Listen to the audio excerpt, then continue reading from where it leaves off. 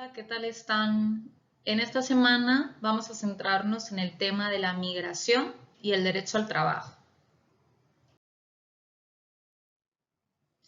Para tener un encuadre de esta sesión, les comento. Primero vamos a ver de manera introductoria cómo es que el derecho al trabajo, a conseguir un trabajo, a mejorar las condiciones de vida, a tener mejores oportunidades de desarrollo, ha venido siendo siempre un factor principal para que se produzcan movimientos migratorios humanos.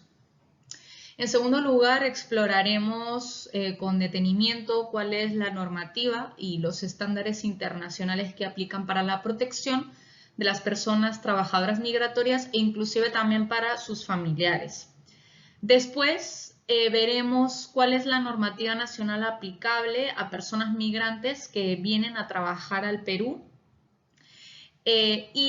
sobre todo analizaremos cuáles son las visas que permiten trabajar acá y cuáles son los principales obstáculos que se presentan a la hora de poder obtener esa visa y una residencia que permita trabajar. Finalmente veremos cuál es el contexto actual de los trabajadores y trabajadoras migratorias en el Perú, que veremos que está claramente representado por una alta tasa de informalidad laboral, como lo venimos viendo en sesiones anteriores, y que sobre todo afecta a la población migrante y refugiada venezolana. Para ver el primer punto, es decir, el derecho al trabajo como factor principal o factor de peso para la movilidad humana, debemos tener en cuenta que efectivamente esto ha sido un factor clásico que ha permitido desde épocas inmemoriales que el ser humano se moviera de un territorio a otro para, como he comentado anteriormente, para desarrollarse y vivir de una mejor manera que en el lugar donde estaba residiendo anteriormente. Entonces podemos decir que realmente, como se puede imaginar, el actual contexto de globalización, este modelo neoliberal de mercado en el que estamos todos y todos inmersos, fomenta realmente la migración. Además de no solamente eso, sino también los actuales contextos de crisis económica, guerras que existen en ciertos países, como por ejemplo, ya sabemos, Venezuela, Siria, también fomenta que las personas abandonen sus países, en este caso forzosamente, para mejorar sus condiciones de vida y obviamente el hecho de tener un empleo es básico para ello.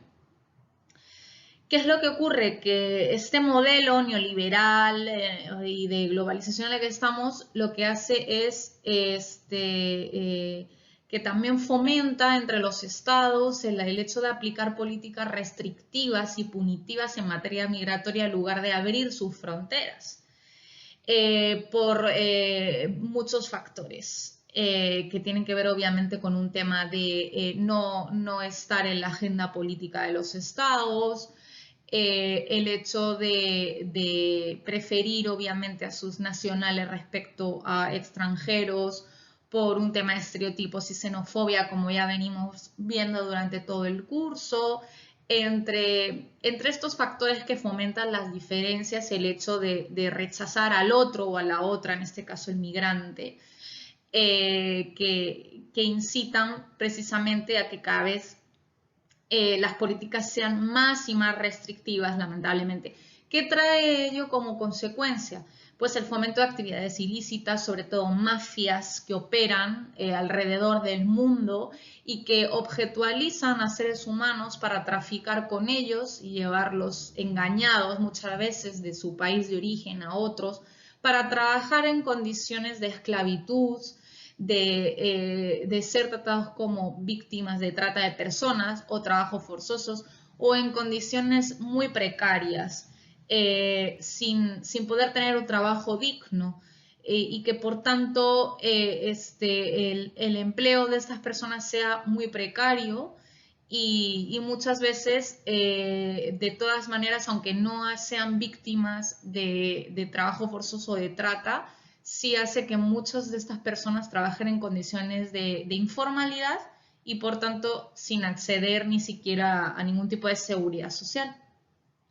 En definitiva, todos estos factores hacen que se incremente cada vez más el flujo de personas migrantes en condición administrativa irregular, que son mucho más vulnerables y mucho más vulnerables a caer en estas, como he comentado anteriormente, en estas redes de tráfico, trata de personas y de estar sometidos a condiciones de precariedad laboral.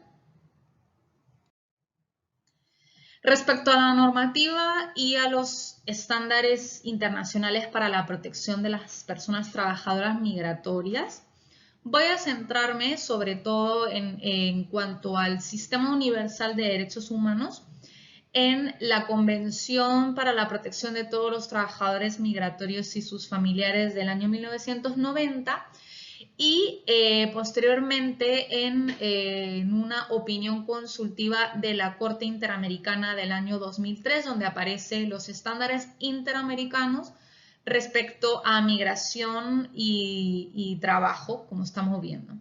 Pero antes les quiero contar un poquito los antecedentes respecto a las normas que había respecto a un nivel internacional.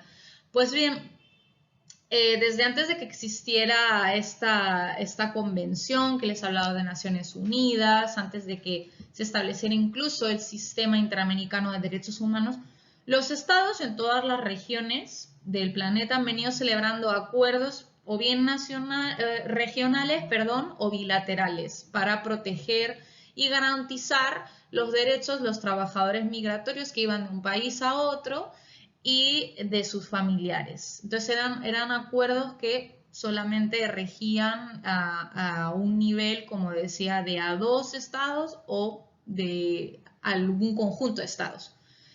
Pero bueno, como pueden imaginar, pues eran todavía bastante restrictivos en cuanto a derechos, ¿no?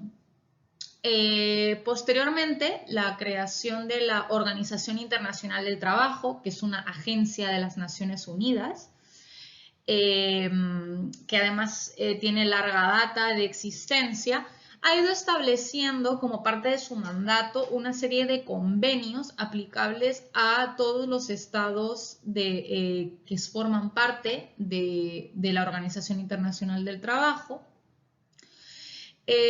para avanzar en los derechos laborales, en la protección de los derechos de los trabajadores, también a nivel de derechos sindicales, evitar el trabajo forzoso, etcétera, ¿no? Es una organización que, como su propio nombre indica, vela por el bienestar y la protección de los derechos laborales a nivel mundial, ¿no? Por tanto, en este sentido, a mí me interesa destacar dos convenios. El convenio de esta organización número 97 del año 1949 y el convenio 143 de la OIT del año 1975. Sin duda, estos convenios trajeron bastantes avances en la protección de trabajadores migratorios y sus familiares, pero únicamente se basaba o ponía la mira en los trabajadores migratorios y sus familiares que se encontraran en situación administrativa regular. Solamente, además, otorgaban protección respecto a determinadas situaciones o derechos como son la libertad y la seguridad personal, el hecho de ser tratados dignamente si fueran privados de la libertad en el estado en el que se encontraran, tener la posibilidad de defender sus derechos ante un organismo competente, es decir, el derecho a la garantía de un procedimiento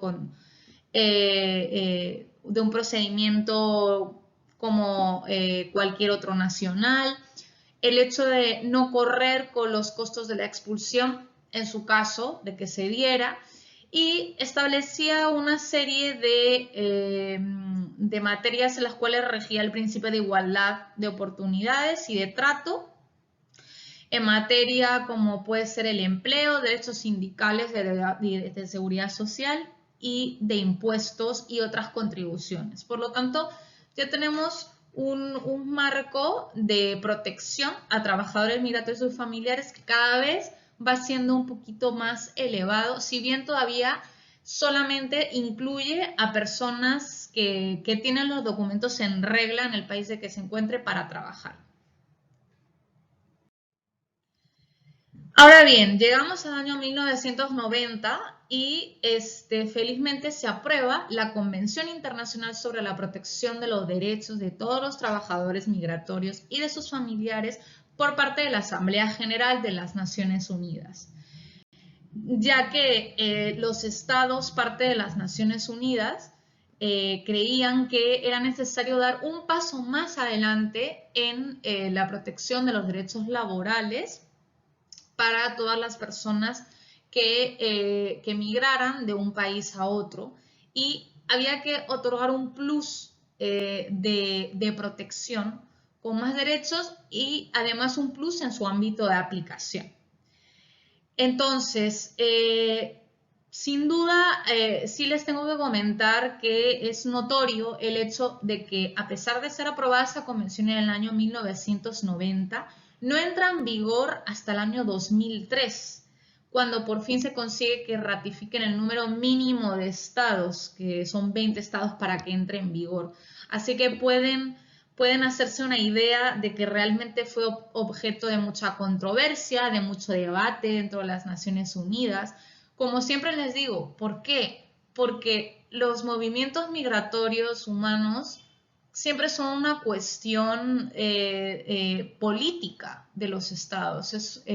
Los estados son muy reticentes a la hora de incluir a población distinta a sus nacionales dentro de sus fronteras. El pensamiento de que realmente puede afectar a la economía del país, el rechazo, sentimientos de exclusión, el hecho de no querer ocuparse de otros nacionales si no llega a un acuerdo con que otros estados también se ocupen de esos nacionales. Entonces, mientras no se lleguen a acuerdos mínimos, que cuesta mucho, no se puede avanzar en este tema migratorio, lamentablemente. Entonces, bueno, por lo menos en el año 2003 se consiguió que entrara en vigor. El Perú lo ratificó en el año 2005. Y bueno, lo bueno de esta convención es que a la fecha es el instrumento normativo internacional más completo para la protección de los trabajadores migrantes, tanto los que se encuentran en situación administrativa regular como irregular. Ese es el principal hito, el hecho de incluir a las personas migrantes en situación irregular. Respecto al ámbito de aplicación de esta convención, en concreto lo podemos encontrar en el artículo 2 y el 3, donde se hace la distinción entre trabajadores documentados, los llama documentados y no documentados, es decir, documentados o en situación administrativa regular, los que el Estado ha autorizado a ingresar, a permanecer, a trabajar en el Estado de acuerdo a las leyes de ese Estado y los convenios que ha firmado, internacionales que ha firmado el Estado parte. Y los migrantes o extranjeros no documentados, que son los que no cumplen con estas condiciones.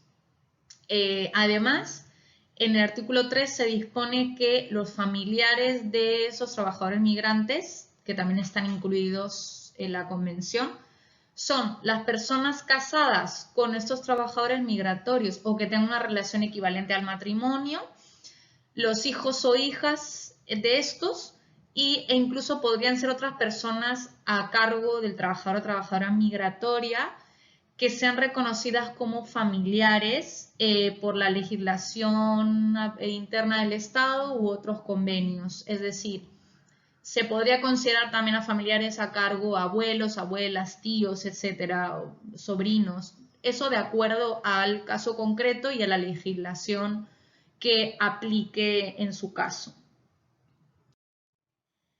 Sobre el principio de igualdad y no discriminación y otras garantías, yo se los destaco acá porque realmente en esta convención es la primera vez que en el ámbito de la migración laboral se comprometen los estados a respetar y asegurar que todos los trabajadores migratorios y sus familias sean tratados en igualdad de condiciones y sin distinción alguna en el estado en el que se encuentren residiendo por motivos de sexo, raza, idioma, religión, etcétera, o cualquier otro motivo, ¿no? Entonces ya veremos la repercusión que tiene el hecho de que este principio se reconozca en esta convención, ¿no?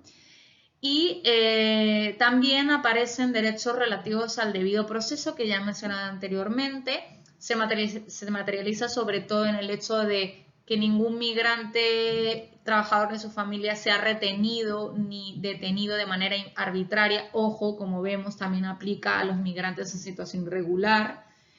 Y proclama también la libertad de trabajo con el objeto de protegerles, sobre todo frente al trabajo forzoso y a la servidumbre forzosa o esclavitud.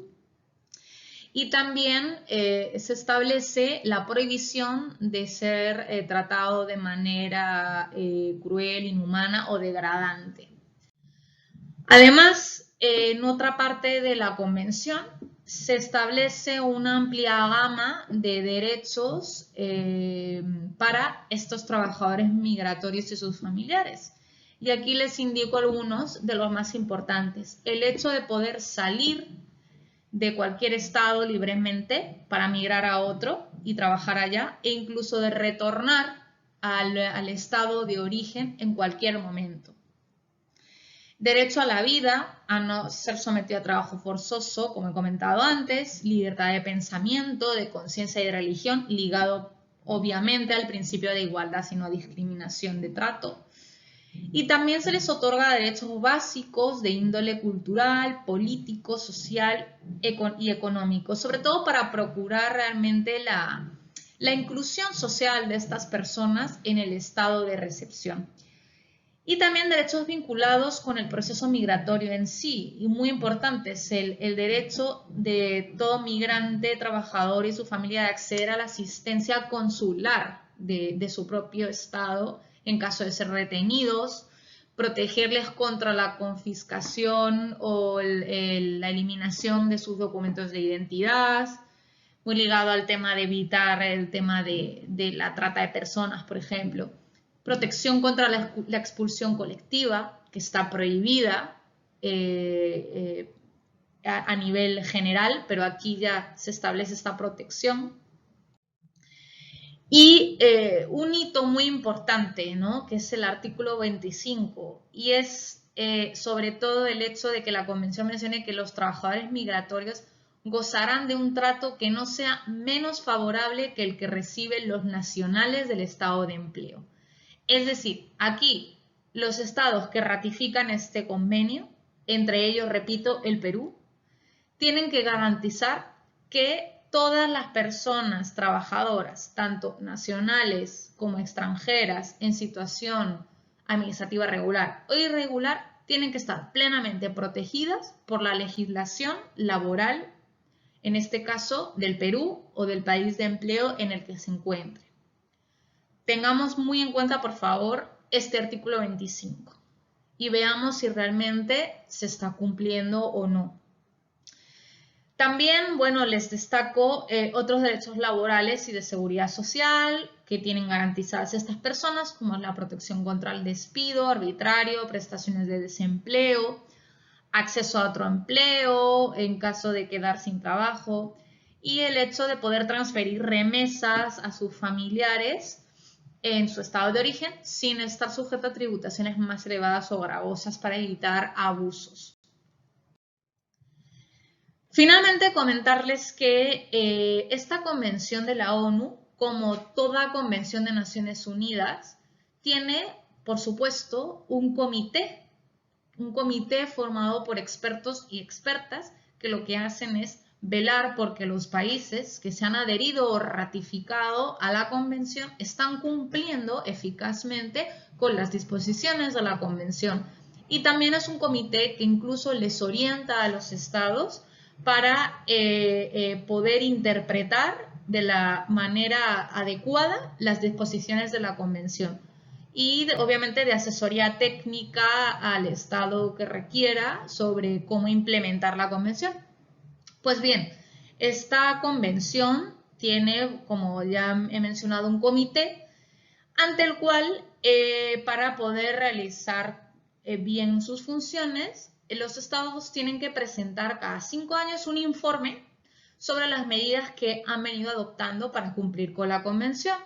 Entonces el comité, este informe le va a ayudar para examinar qué medidas ha tomado, cuáles no, y establecer recomendaciones al estado de que se trate sobre lo que tiene que realizar para una adecuada implementación de esta convención, para mejorar, etc., ¿no? Y bueno, decir en el caso de Perú que desde que entró desde que ratificó la convención, que fue en el año 2005, hasta el año 2012 solamente ha presentado al comité un informe y a pesar de ello, bueno, el comité realizó observaciones al mismo, recomendaciones que lamentablemente a día de hoy todavía no se han cumplido por el Estado peruano. Posteriormente veremos de qué se trata a mayor profundidad. Y lamentablemente también mencionar que el Perú todavía no ha reconocido el mecanismo de revisión de casos particulares de quejas contra el Perú, ya sea quejas individuales por personas que presenten quejas al comité contra violaciones de derechos establecidos en la Convención por parte del Perú, ni de quejas que presenten otros estados contra el Perú. Entonces, realmente es cierto que el Perú ha ratificado la Convención, pero con limitaciones, para no verse, digamos, implicado en responsabilidades internacionales, al menos respecto al cumplimiento de esta convención de la ONU. Pasando a otra normativa internacional, en este caso internacional regional sobre el sistema interamericano de derechos humanos, les destaco y quiero que se queden con la opinión consultiva 18/03 de la Corte Interamericana de Derechos Humanos relativa a migrantes indocumentados, así se denomina. Esta opinión consultiva fue sometida por los Estados Unidos mexicanos en el año 2002 y la pregunta que hacía México a la Corte es sobre qué ocurría con la privación del goce y el ejercicio de ciertos derechos laborales a los trabajadores migrantes y su compatibilidad con la obligación de todos los estados de la región americana de garantizar los principios de igualdad jurídica, no discriminación y protección igualitaria efectiva de la ley. Ante ello, la Corte realiza un examen exhaustivo y lo que básicamente comenta son los siguientes puntos. En primer lugar, la Corte recuerda la obligación de todos los estados de la región de la OEA de respetar y garantizar los derechos humanos y vuelve a reiterar el carácter fundamental del principio de igualdad y no discriminación, que es una norma de ius cogens internacional, ¿no? En este sentido, lo que está diciendo a México y a todos los estados de la región es que deben abstenerse de violar los derechos humanos y también tienen que realizar medidas positivas, adoptar medidas positivas para garantizar y avanzar en la garantía de los derechos humanos en cada país. Después de realizar este encuadre, lo que dice la Corte es que, en segundo lugar, este principio de igualdad y no discriminación tiene que garantizarse a todos los ciudadanos y ciudadanas y también a toda persona extranjera que se encuentre en el territorio de cualquier país de la región.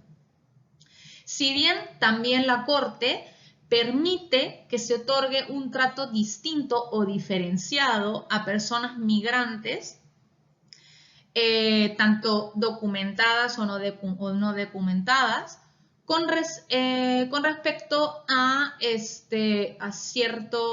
ciertas materias, ¿no? o un trato relativo, por ejemplo, que podría ser a nivel laboral, como el caso que nos ocupa, pero siempre que el Estado cumpla con garantizar unos criterios mínimos de razonabilidad, objetividad, proporcionalidad y no una lesión arbitraria de los derechos humanos. Entonces, sí establece, como digo, el hecho de que haya tratos desiguales frente a nacionales trabajadores y extranjeros trabajadores, pero siempre que se cumpla con estos criterios mínimos que acabo de mencionar.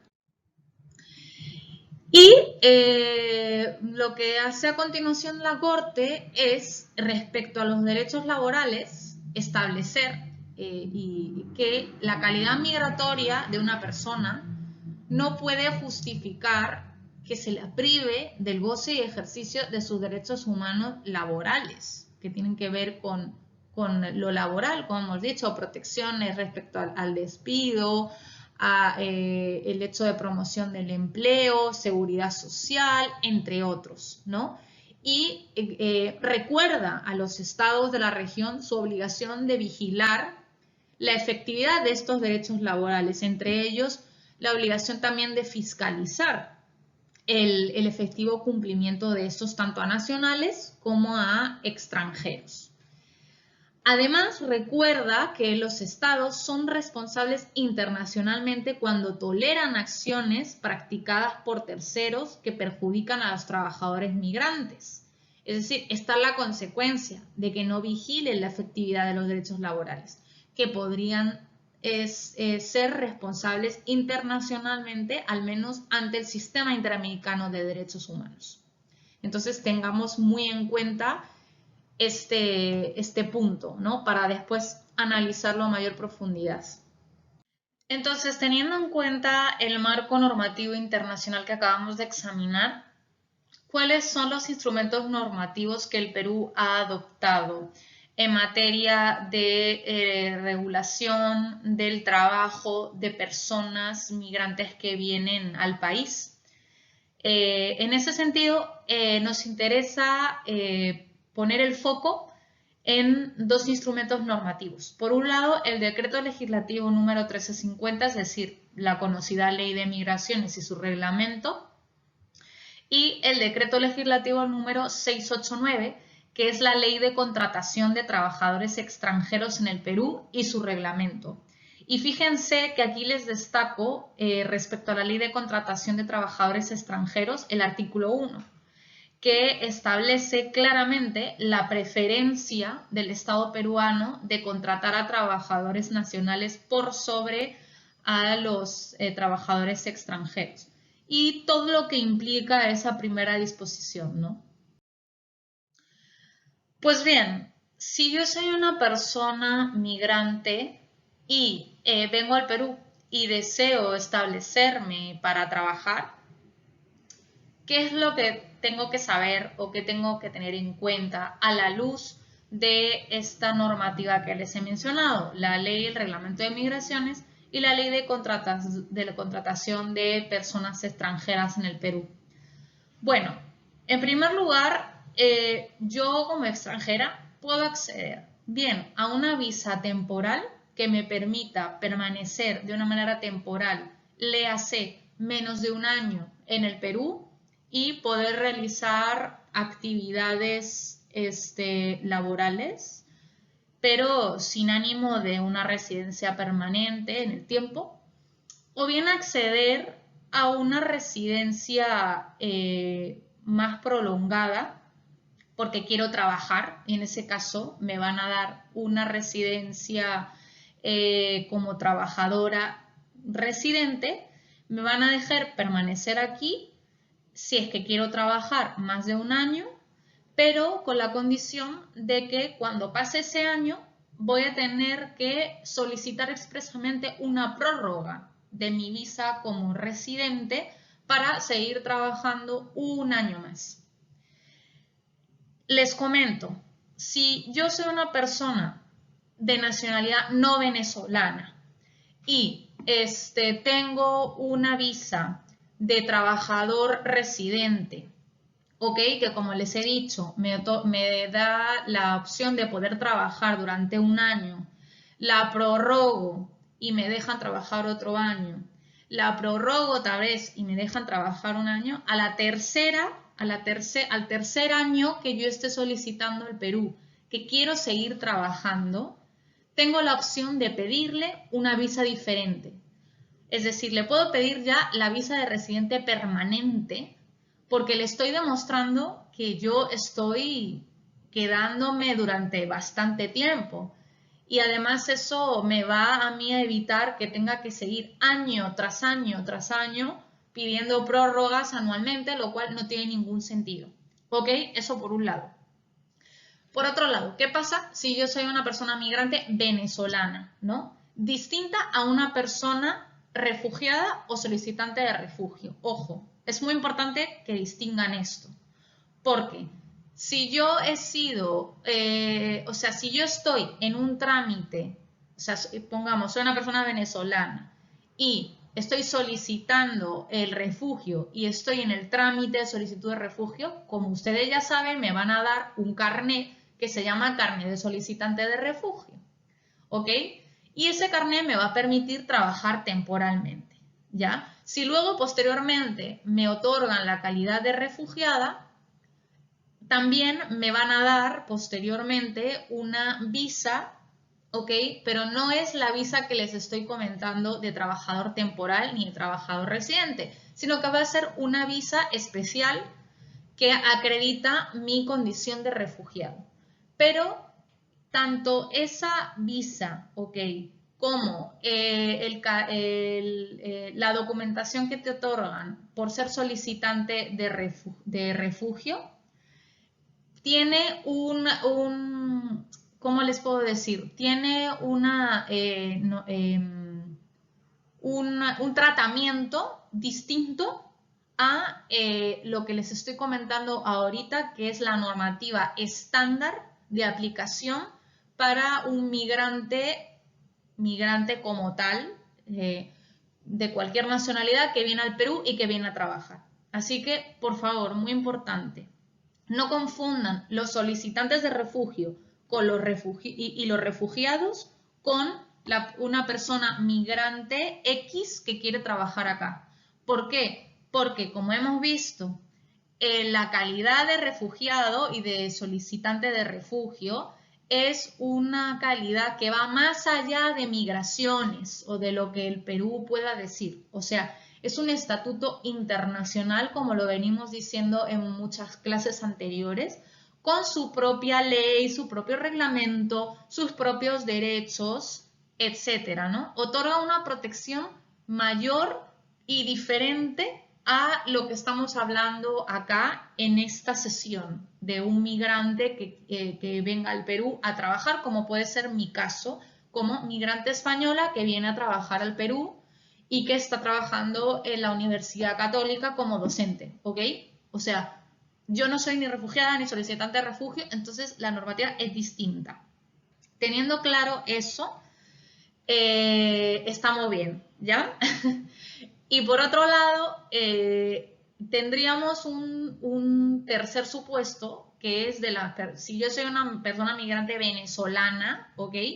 Que ni soy solicitante de refugio, ni he sido otorgado con la calidad de refugiado, sino que vengo de Venezuela, pero quiero someterme a las normas estándares de cualquier migrante que viene al Perú a trabajar, y por tanto me estoy sometiendo a las leyes de migraciones, ¿ya? Entonces, en ese caso, es cierto que por ser venezolano me van a dar una documentación diferente a cualquier otro migrante, ¿no? el lugar, al inicio, por ejemplo, en lugar de darte de frente un carnet de extranjería, te dan el PTP, ¿no? Al menos antes era así, ¿no? Te otorgaban el PTP, que el PTP lo tenemos que encajar dentro de, o más bien equiparar a lo que sería un carnet de residencia como si fueras, o sea, de un carnet de residencia como trabajador de un año. O sea, es el equivalente, opera más o menos igual. Es decir, el hecho de tener un PTP y el hecho de tener una residencia de trabajador por un año te otorga, ¿no? En ambos supuestos la posibilidad de que una persona, una empresa, te dé trabajo, ¿ya? Entonces traten de hacer la equivalencia de PTP con visa de trabajador residente por un año. Luego, como ya saben, el PTP se renueva y ya te dan un carnet de extranjería especial que también es por un año y te permite trabajar. Yo sé, chicas y chicos, que es un poquito complicado de entender porque hay varias categorías, pero si algo de esto que estoy comentando no queda del todo claro, por favor el jueves me lo indica y lo vemos con más calma, ¿ok? Además, ya les adelanto, vamos a tener una sesión con una invitada que es abogada y que ve precisamente temas de laboral migratorio y nos lo va a explicar con una mayor profundidad. Entonces, ¿cuáles son los obstáculos que podemos encontrar para la inserción laboral de personas migrantes en el Perú? Desde mi punto de vista, he encontrado 4 grandes obstáculos. Tenemos por un lado la desinformación o información sesgada sobre el trámite que hay que realizar para conseguir una visa para trabajar en el Perú y la existencia de algunos requisitos adicionales fuera de lo que se estipula en la ley o en el reglamento de migraciones.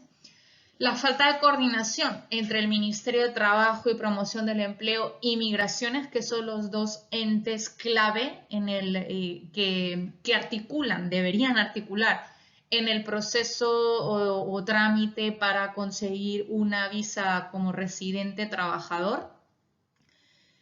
También limitaciones para la contratación, remuneraciones e impuestos y dificultades para obtener la residencia permanente una vez que un trabajador ha permanecido en el país por lo menos 2 años, 3 años trabajando.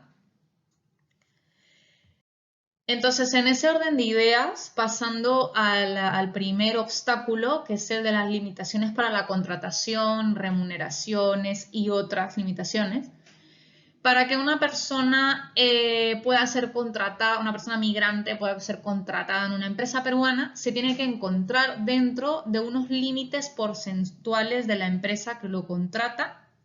Es decir, esto se traduce en que la empresa que lo quiere contratar tiene que demostrar que no está contratando a más del 20% de trabajadores extranjeros del total de su planilla. O dicho de otra manera, el límite que tiene una empresa peruana para contratar a personal extranjero es hasta el 20%. No puede superar el 20% de su personal total. Espero que con eso se haya entendido un poquito mejor. Y además, para contratar a una persona extranjera, esta persona tiene que efectuar un trámite de aprobación de contrato de trabajo por parte del Ministerio de Trabajo antes de iniciar el trámite para adquirir la visa de trabajador en migraciones. ¿Ok?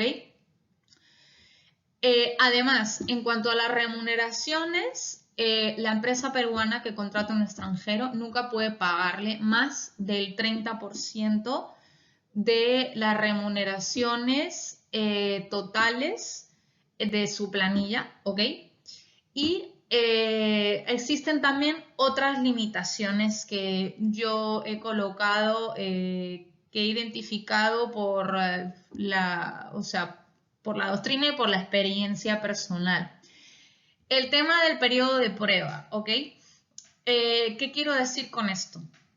Que ya les he explicado, por un lado, que existe la visa para el trabajador temporal y la visa para trabajador que quiera trabajar por más de un año o por un año mínimo. Entonces, para que una persona pueda acceder a una visa de residente de trabajador de mínimo un año, ¿ya? Necesita, por tanto, tener un contrato de trabajo que mínimo le esté contratando por un año. Tiene que ser mínimo de un año de duración. Pero claro, siempre y cuando este contrato de un año no estipule en ningún lado que tiene un periodo de prueba, que sabemos que lo usual es que sean 3 meses de periodo de prueba. Entonces, la empresa que quiere contratar a una persona, por ejemplo, por primera vez, que sea una persona extranjera, tiene que eliminar ese requisito de los contratos para que le den la residencia para poder trabajar acá, cosa que probablemente no haría con un trabajador peruano, ¿no? O sea, si el periodo de prueba es lo más normal que se establezca en el contrato. Entonces, obviamente es una limitación, ¿no? Que disuade a las empresas peruanas o a un empleador peruano de contratar a una persona extranjera. Aparte, para el propio trabajador extranjero, se tiene que tener en cuenta que se le van a aplicar siempre mayores tasas y gravámenes respecto a personas que son consideradas no domiciliadas. Es decir, un migrante estaría considerado como no domiciliado si se encuentra en el Perú en un periodo de menos de un año o hasta un año trabajando. O sea, si puede demostrar que ha estado hasta un año o que ha permanecido en el Perú por un año, siempre se le va a considerar todavía como no domiciliado. Con lo que digo, con la penalidad, digámoslo así, de que tiene que pagar mayores tasas y gravámenes tributarios. Y aparte, si eres una persona migrante que está trabajando por cuenta propia o independiente, se te va a aplicar una retención del 30% de la renta neta. Entonces, como vemos, ya empezamos a ver estos obstáculos, estas limitaciones que, como digo, disuaden bastante tanto a los empleadores como a los trabajadores migrantes de conseguir un contrato dentro de la formalidad. Pasando a los siguientes obstáculos, ahí también les he colocado como segundo obstáculo la desinformación o información sesgada del procedimiento que una persona migrante tiene que realizar para adquirir su residencia como trabajador y poder trabajar acá. ¿Por qué? Porque lo usual, hasta por lo menos hasta hace poquito, 2017, que se reformó la ley y el reglamento de migraciones, lo usual es que una persona migrante que viniera acá a trabajar no tenía claro qué es lo que tenía que hacer, cuáles eran sus requisitos, cuánto demora el trámite, cómo demostrar algunos requisitos. Una persona iba a migraciones y realmente la atención no era buena, dependía del trabajador de turno que te atendiera, algunos te lo explicaban de una manera sesgada, otros te explicaban que necesitabas de repente demostrarlo con unos requisitos que no aparecían en la ley o en la normativa, después volvías a llamar o acudías presencialmente a migraciones y te decían que eso no era cierto, y eso les digo, chicos, porque lo he vivido, o sea, eso es cierto, es así, lamentablemente. Entonces, ahí vemos también la dificultad de la capacitación de los funcionarios, ¿no?, de migraciones. Y también, aparte, muchas veces los propios funcionarios, o por el uso y costumbre de digamos, de la institución de migraciones, se exigían otros requisitos adicionales a los que se establece por ley, ¿no? Y eso, por ejemplo, a mí me ha pasado cuando yo intenté, o sea, yo cuando hice el trámite, perdón, para ser trabajadora residente por primera vez, a mí me pidieron que además de, por ejemplo, presentar la vigencia de poder de mi empleador, mi empleadora, me pidieron también presentar el DNI de la persona que era representante legal de la empresa.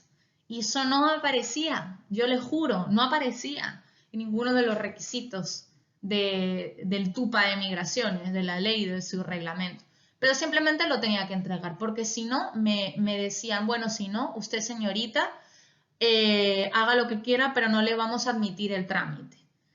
Entonces, vemos la gran discrecionalidad ahí. Felizmente creo que esto ya lo han conseguido modificar, pero no tengo la certeza. También les he colocado ahí la falta de coordinación entre el Ministerio de Trabajo y Migraciones. ¿Por qué? Porque algo que no es completamente comprensible es por qué Migraciones exige que previamente el contrato de trabajo haya sido aprobado y validado por el Ministerio de Trabajo para poder iniciar el trámite para obtener la residencia como trabajador, y después Migraciones también realice un análisis exhaustivo y un chequeo posterior de este contrato de trabajo que ha sido previamente aprobado por el Ministerio de Trabajo. Por lo tanto, no sé qué puede ocurrir aquí. Una desconfianza de una institución respecto a la otra. Realmente eso alarga el trámite innecesariamente. Porque además les digo, no es que Migraciones haga un chequeo general, hace un chequeo exhaustivo, cláusula por cláusula. Además, si el contrato de trabajo de tu empleador, ¿no? De tu empresa peruana, te lo otorgan por más de un año, porque puede ser que te lo den por 2 años, Migraciones solamente te va a otorgar la residencia como trabajador por 1 año. Y ya es responsabilidad del propio migrante trabajador que el año siguiente tenga que volver a presentar, o sea, que le vuelvan a aprobar el mismo contrato de trabajo que ha sido previamente aprobado el año anterior, que Migraciones se lo vuelva a chequear para realizar una prórroga. Por lo tanto, como decimos, requisitos que no tienen sentido realmente. Cuando además la Convención de los Trabajadores Migratorios y sus Familiares de la ONU establece que la residencia que tiene que otorgar el Estado receptor del migrante tendrá que ser como mínimo de la misma duración que el contrato de trabajo. O sea, si el contrato de trabajo te lo dan por 2 años, el Estado te tendría que dar la residencia por 2 años, pero eso no ocurre. Y luego se habla también ahí les comento, por ejemplo, obstáculos que existían anteriormente sobre el registro del contrato de trabajo ante el Ministerio de Trabajo. Antes se exigía que además de que el contrato fuera aprobado, tenías que registrarlo, ¿no? Eso se exigía tanto a nacionales peruanos como extranjeros. El empleador lo registraba. Pero creo que hace 2 o 3 años se quitó ese requisito, ¿no? Entonces ya ninguna empresa era como que opcional, ¿no? Registrarlo, no. Sin embargo, a la par que se quitó ese requisito por parte del Ministerio de Trabajo, Migraciones no lo eliminó y seguía exigiendo a los trabajadores migrantes que el contrato estuviera registrado ante el Ministerio de Trabajo. Y cuando uno iba a Migraciones y decía, ya, pero es que ahora no se exige el registro, mi empresa no está registrando ningún contrato, ¿yo qué puedo hacer? Migraciones no decía que eso no era su problema. Entonces uno tenía que ver la manera de forzar a que se registrara ese contrato. De verdad es algo totalmente incomprensible. Felizmente han quitado ese obstáculo, ¿no? Como ahí indico, la conclusión es que el trámite se alarga innecesariamente y hay muchas duplicidades burocráticas. En último lugar, ahí les establezco que hay incluso dificultades para obtener la residencia permanente. Es decir, cuando una persona, anteriormente, cuando una persona había demostrado que tenía 2 años de residencia legal en el país, es decir, había estado trabajando mínimo 2 años, podía obtener la residencia permanente y ya no tener que hacer más prórrogas, como indicado anteriormente. Pero con la modificación de la ley de migraciones en el año 2017, ahorita ya no se exigen 2 años, sino 3 años. O sea, se complica, ¿no? Te está exigiendo que estés como mínimo 3 años de residencia legal. Y lo más, digamos, sorprendente de todo es que te exigen que acredites solvencia económica mínima anual de 10 UITs de renta bruta anual. Esto, para hacernos una idea, bueno, claro, cambia lo de las UITs, cambia, es variable, ¿no? Pero más o menos lo que te están exigiendo es que tú tengas una remuneración mensual mínima de unos 2.500 soles mínimo, ¿no? O sea, por ahí. Entonces, esto nos hace pensar si realmente es un trato discriminatorio basado en un aspecto económico que realmente no tiene justificación objetiva, ¿no? O sea, ¿qué pasa con muchos trabajadores que están percibiendo una remuneración menor a eso, que son un montón en realidad, como lo es también la realidad de los trabajadores nacionales? Entonces, eso nos hace pensar bastante. En definitiva, todo este panorama nos hace ver que el sector formal, como ahí indicó, es bastante poco accesible para las personas migrantes que quieren trabajar acá. De hecho, la mayor parte de los migrantes venezolanos, como hemos visto en anteriores sesiones, al final se insertan en la informalidad, porque es bastante complicado, ¿no? Por todos estos obstáculos que hemos mencionado y unido también a los prejuicios, estereotipos, la xenofobia existente, el miedo a contratar, ese miedo a que nos van a quitar el trabajo a los peruanos, etcétera.